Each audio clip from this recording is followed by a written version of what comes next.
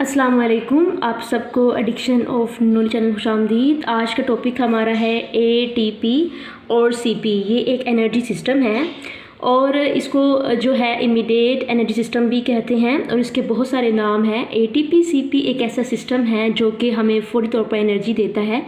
इस पूरे ATP system में जो A है इसको हम एडिनोसाइन कहते हैं, जो T है उसको ट्राई कहते हैं और जो P है उसको फॉस्फेट कहते हैं और जो CP जो इसके साथ जो नाम CP है इसमें C को क्रिटाइन और P को फॉस्फेट कहते हैं।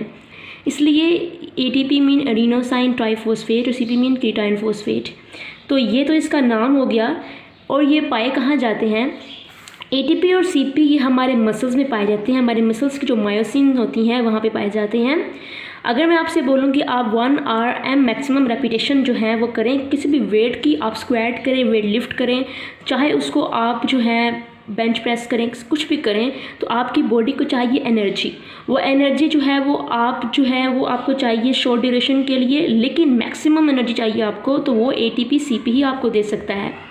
मैं आपको एक बात बता दूं कि ये पूरा सिस्टम जो है ये 10 से 15 सेकंड मैक्सिमम आपको एनर्जी दे सकता है। ये डिपेंड करता है आपकी एनर्जी की इंटेंसिटी क्या है, उस लिहाज से 10 से 15 सेकंड तक मैक्सिमम आपको एनर्जी मिलती है।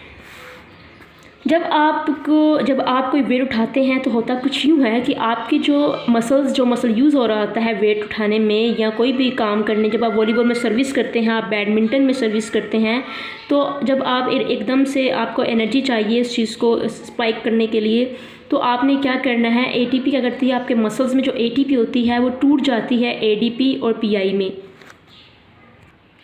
अच्छा, तो जो एक एंजाइम होता है जो ATP को तोड़ता है ADP और PI में, उस एंजाइम को बोलते हैं ATPase। मैं आपको यहाँ पे लिख के बताती हूँ, उसका नाम जो है वो है ठीक है, उसका नाम है ATPase। और ये जो एंजाइम है ये जो है ये तोड़ता है ATP को, ब्रेक डाउन करता है ATP को ADP और PI में। जब इसकी ब्रेक डाउन होती है तो इसके अलावा ADP मतलब एडिनोसाइन डाईफॉस्फेट और PI mean single phosphate, ATP जो है इसके साथ एनर्जी भी रिलीज़ करता है। ये वो एनर्जी है जो 1 से 5 सेकंड के लिए हमें काम करने के लिए एनर्जी मुहैया करती है। ATP मतलब हमें 1 से 5 सेकंड के लिए इस एनर्जी को यूज़ करने के लिए देता है। लेकिन अब हम अगर एक्टिविटी कर रहे हैं तो अब क्या होगा, ATP तो ख़त्म होगी, टूट गई।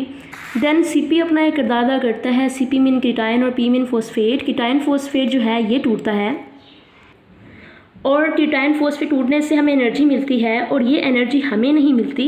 ये एनर्जी जो है ये दोबारा से जो ADP और PI यानी एडिनोसाइन डाईफॉस्फेट और जो सिंगल फॉस्फेट है उसको जोड़ के दोबारा से ATP बनाने में हेल्प करती है। CP जो है, CP से जो एनर्जी मिलती है हमें, CP को जो एंजाइम तोड़ता है उसको काइनेज कहते हैं और उस एंजाइम को काइनेज कहते हैं। और ये एनर्जी जो CP के टूटने से मिलती है ये इस्तेमाल होती है ADP और PI सिंगल फॉस्फेट को ATP में दोबारा से कन्वर्ट करने के। और ये पूरा का पूरा सिस्टम जो है वो हमें 10 से 15 सेकंड तक मैक्सिमम एनर्जी देता है। तो CP जो है उसकी हेल्प से हमें 10 सेकंड के लिए और ज़्यादा एनर्जी मिलती है। इस तरह ये पूरा सिस्टम हमें 5 सेकंड और 10 सेकंड 15 सेकंड तक मैक्सिमम एनर्जी मुहैया करता है। अब हम देख लेते हैं ऐसे एग्जांपल्स जहाँ से हमें पता चले कि कहाँ कहाँ हमारा ये सिस्टम जो है ATP CP यूज़ हो रहा है। अगर कोई आपसे बोले कि आप 50 मीटर स्प्रिंट लगाएं तो देन आपका जो ATP CP सिस्टम है ये वहाँ पे यूज़ होता है। अगर आपसे बोला जाए 1 RM इट्स मीन कि 1 रेपिटेशन मैक्सिमम वेट लिफ्टिंग अगर करते हैं, स्क्वाट करते हैं या कोई भी और आप कोई भी वेट उठाते हैं, अपना जो मैक्सिमम आप जैसे जो वेट उठा सकते हैं 4 से 5 बार, तो देन आपका जो ATP CP सिस्टम है ये यूज़ होता है।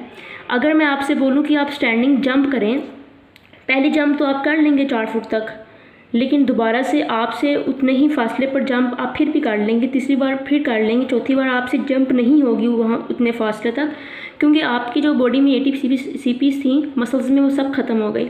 अगर आप रिकवरी करना चाहते हैं, दोबारा से आपके मसल रिप्लेनिश करना चाहते हैं इस ATP CP को दोबारा से मसल्स में, तो आपको कम से कम 2 मिनट का बीच में से रेस्ट चाहिए ताकि आप दोबारा से ATP CP को अपने मसल्स में रिप्लेनिश कर सकें।